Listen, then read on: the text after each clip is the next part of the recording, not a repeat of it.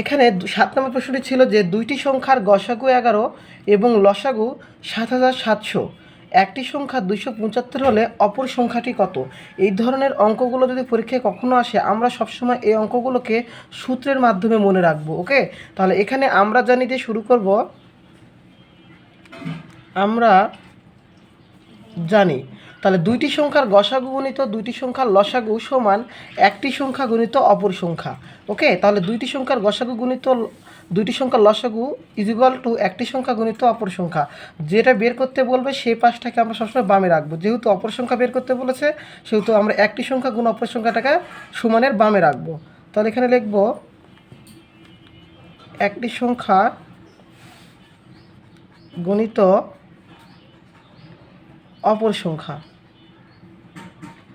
সমান দুইটি সংখ্যার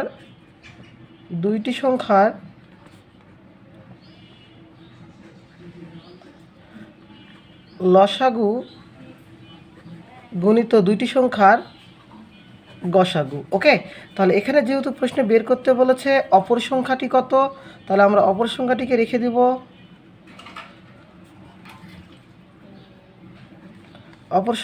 রেখে দিব। এই পাশে সমানের এই পাশে যে দুইটি সংখ্যার লসাগু গুণ গসাগু থাকবে, সেই লসাগু গুণ গসাগু লিখব। দুইটি সংখ্যা ওইটা লিখলাম না, লসাগু গুণ গসাগু লিখব সমান এই পাশে একটি সংখ্যা যেটা গুণ আছে সমানের এই পাশে কী হয়ে যাবে, সেটা ভাগ হয়ে যাবে। তাহলে একটি সংখ্যা দ্বারা কী করব, ভাগ করব। ওকে, তাহলে এখানে লসাগু কত 7700 গুণিত গসাগু কত 11, আর একটি সংখ্যা কত আমাদের এখানে 275। তাহলে এইবার আমরা কী করবো, 7700কে 11 দ্বারা গুণ করে যদি 275 সাথে ভাগ করি, তবে আমরা সংখ্যাটি পাবো কি অপর সংখ্যা। ওকে, তো এই অঙ্কটিকে আমরা একটা ট্রিক্সের মাধ্যমে বলতে পারি যে যেটা বের করতে বলবে না কেন, সেটাকে আমরা বামে রেখে অপর দুইটাকে গুণ করে অন্য সংখ্যা দ্বারা ভাগ করব। ওকে, এটা আমরা শর্ট নিয়ম যখন করবো, যখন রিটেনে বা লিখিতের জন্য করব, তখন আমরা এইভাবে সূত্র দ্বারা করতে হবে। তাহলে এখানে আমরা এটা কী করব, কাটাকাটি করব। তাহলে এখানে এটা কত হবে, 275কে 275, আর এটা কত হবে 28 হবে। কত হবে এটা 28।